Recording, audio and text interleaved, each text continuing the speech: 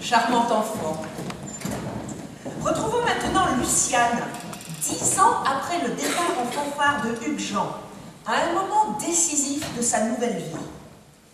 Luciane, qui s'était remise raisonnablement vite du départ de Hugues Jean, n'envisageait pas de rester célibataire jusqu'à la fin de ses jours. Pensez donc, dans ce grand château isolé, il n'y avait guère de distraction pour une femme d'esprit comme elle l'était. Et de fait, une semaine après le départ de Hugues Jean, elle rencontrait Georges Gantémouflon et commençait une nouvelle vie avec lui. Et cela faisait près de 10 ans qu'il coulait des jours heureux lorsque... Mais voyez plutôt vous-même.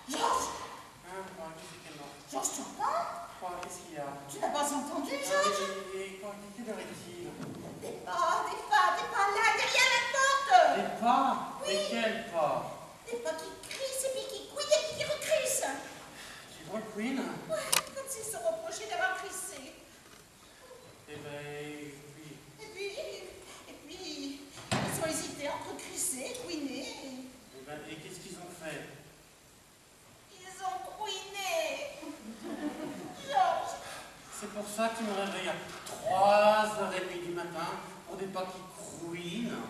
Georges, un pas qui couine est un pas qui a quelque chose derrière la tête. Oh, Luciane, écoute, des Gantémouflon fabriquent des escarpins, des mocassins, des bottes et des souliers à semelles double piqûre depuis que la poulaine n'est plus à la mode, c'est-à-dire environ depuis Louis X le Hutin. Je suis capable de reconnaître à 100 mètres, les yeux bandés par mauvais temps, une chaussure qui plisse, qui coince, qui craque ou qui bat, une pantoufle qui souffle, une espadrille qui braille. Alors c'est quand même pas à moi.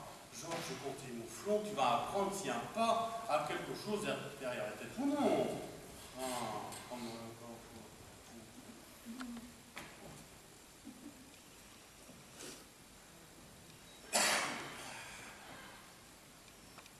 Georges, ça recommence. Cette fois, ça craque le cuite. C'est très mauvais signe. Luciane, est-ce que tu veux ma ruine? Puisque tu sais pourquoi? Puisque je te dis qu'il y a quelqu'un derrière la porte. Réponds, c'est ma ruine que tu veux? Tu sais pourtant à quoi tient la réussite de la chaussure Gantémouflon. À mon sommeil. Si je dors mal, je chausse mal. Et si je chausse mal, j'en dors pas la nuit. Et en un mois, c'est la crise, le crack. Et entre la crise, le crack et la vie, qu'est-ce que tu préfères? Oh, et puisque je te dis qu'il n'y a personne derrière cette porte. Alors qu'est-ce qui craque le cuite depuis 10 minutes? Je sais pas, moi. Un chat, un rat, le chauffage.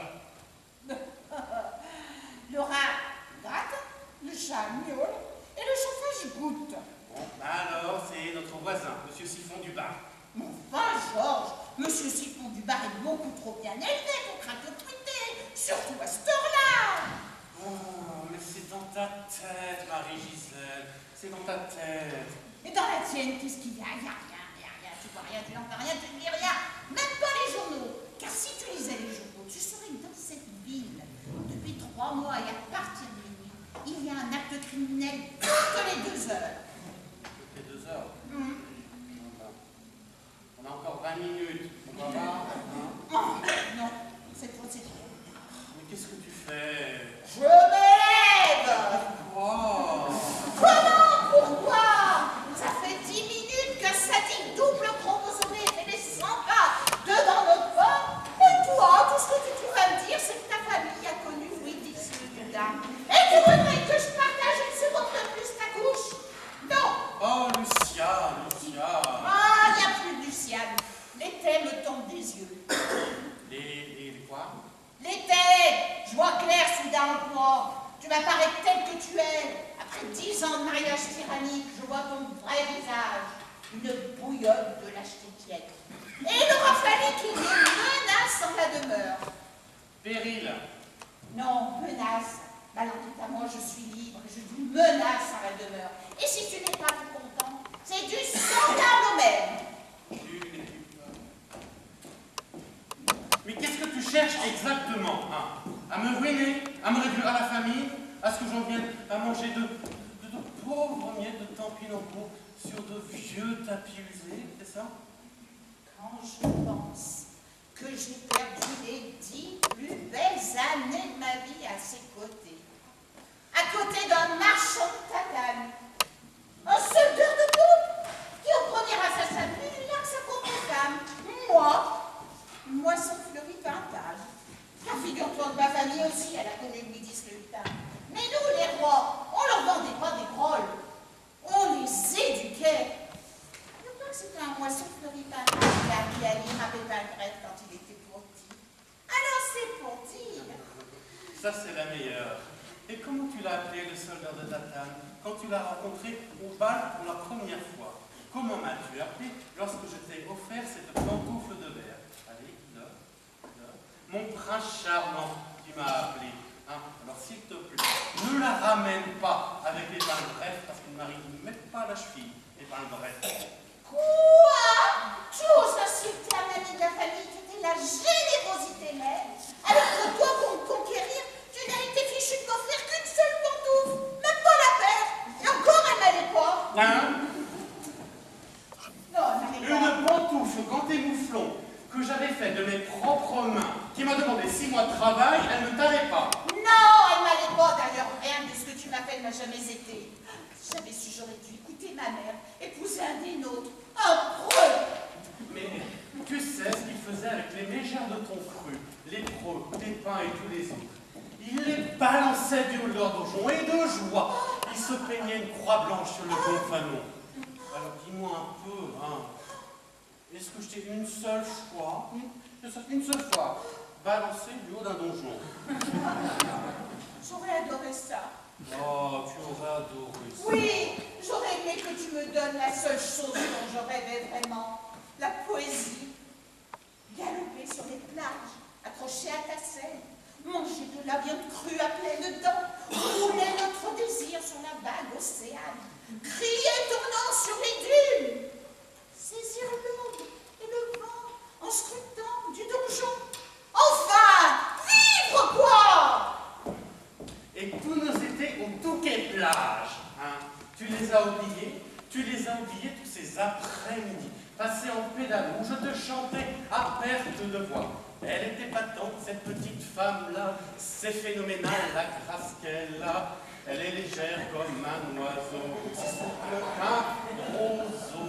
Hein. Tu les as oubliés, ces moments de bonheur intense. Non, Georges. Ah, quand même. Non, toi en short et maillot de corps sous un parasol, ça s'oublie pas. Ça vous marque à vie, tel un cauchemar qui vous hante jamais la rétine. Ah, alors, on fanfaronne là, hein? Alors qu'est-ce que tu attends? Comment ça, qu'est-ce que j'attends? Pour sortir, pour aller voir, pour te battre. Eh oui, me battre, oui. Pourquoi veux-tu que j'aille me battre avec le concierge que tu as réveillé avec tes cris d'autruche? Le concierge, n'importe quoi, surtout pour ne pas sortir de l'escalier. La vérité, c'est qu'il y a un pouvoir. Tu es un lâche, j'avais acheté de bons souffles épidermes. Tu n'as plus rien d'humain. Moi, plus rien demain, qui ai créé 2 magasins, orteils fragiles et pieds sensibles. Orteil fragile. C'est bien ce que je disais. Un monstre, un dégénéré, une erreur de la nature. Bon, l'annuaire, qu'est-ce que j'ai fait de l'annuaire? Ah, c'est ça, vas-y. Appelle le docteur, fais-moi enfermer. Le docteur, prétentieuse, c'est un vétérinaire que j'appelle. Oh, ça y est, c'est fini. C'est fini, je mange fini. Bon, C'est fini. alors écoute, pour te faire plaisir, je vais appeler la police. Ah, sûrement pas. Dis donc, tu vas au premier à 5 minutes, tu vas appeler la police, hein. Ça serait trop facile. Et puis tout de même, je suis encore ta femme. Je voudrais pas que les policiers me voient dans cet état. Luciane, il y a quelqu'un ici que j'envie. Tu sais, cette personne, c'est le tueur qui va venir ici, il va venir t'étrangler. Je ne sais pas ce que je donnerais pour être à sa place. Un tueur. Si au moins t'étais mon tueur. Rien qu'un petit assassin. J'éprouverais enfin un frisson avec toi.